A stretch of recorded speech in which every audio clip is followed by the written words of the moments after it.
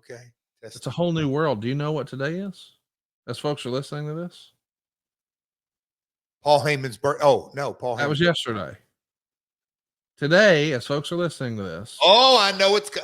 Hey, this is monumental. Is the first day that Vince McMahon doesn't own WWE. In my whole life. They're closing the merger officially today. TKO is the new company. Ari Emanuel is the new big boss. Process that, boys and girls. For the first time you've been in the wrestling business, Jeff Jarrett, Vince McMahon has a boss as of today. Can I take it one step further? Please do.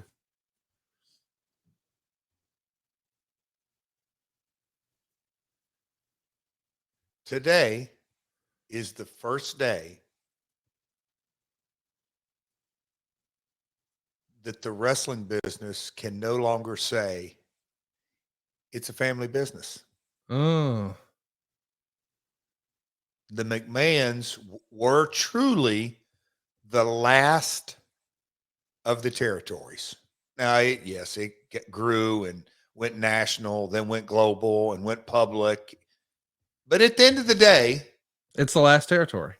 Yep. On Christmas or Thanksgiving or holidays, whether the McMahon sat around the kitchen table or not, it was still a family run business. Crazy. Yeah. Wow. I mean, it's just hard to really wrap your head around. Yeah, it is. Yes. And don't get me wrong, wrestling's still a family business to the Aspers who own Impact. It's still a family business to AAA, to AEW. But to your point, this is the last of the American territory system. That's what, yeah.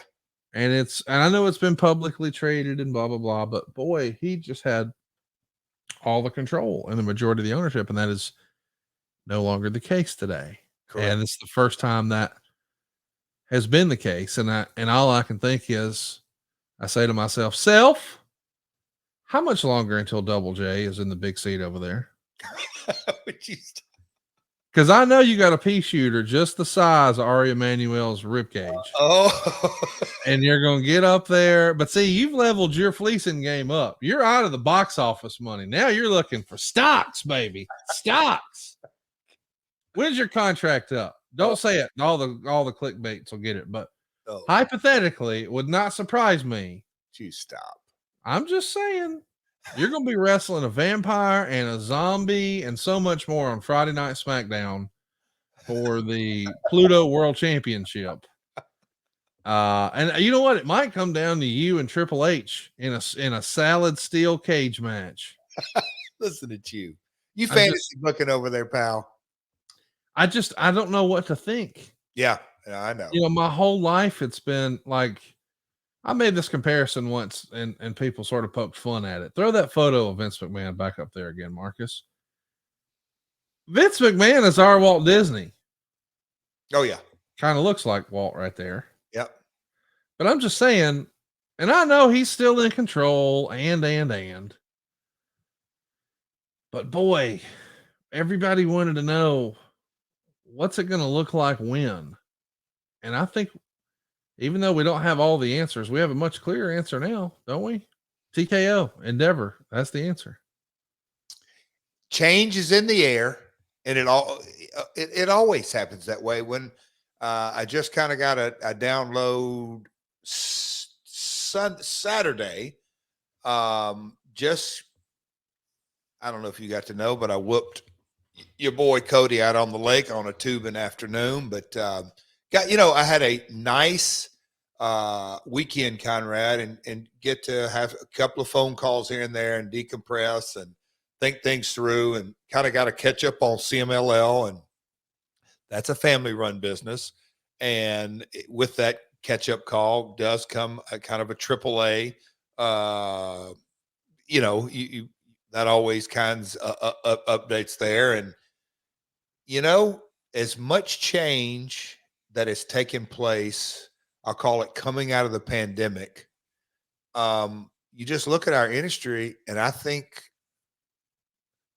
2024 And I know where are you talking about? We've still got fourth quarter of 2023.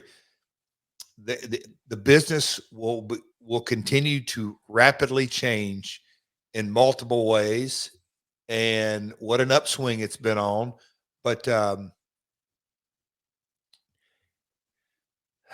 Conrad, let me ask you something. And this is, I don't know if we should get any deeper than just this.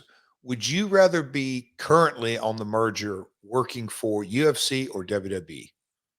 Do I get to pick what department? Oh, well, that probably that's of course Connie would come back with the greatest. Well, I'm just saying, I don't think there's a creative department in UFC. Yeah. So if you work in WWE creative, you're probably okay. If you work in WWE travel, they probably book a lot more travel than UFC travel, so you're probably okay. But boy, if you're in legal, coin flip. If you're in marketing, coin flip. If you're in HR, coin flip. I hate it because we're talking tongue in cheek about a lot of people losing their jobs. Yeah, and that's why it's go ahead. But that's a huge opportunity for AEW. You know, the narrative has been that AEW is still a growing company and maybe needs some help filling some holes infrastructure wise. But this is such a unique industry. Where do you find those people who have that experience?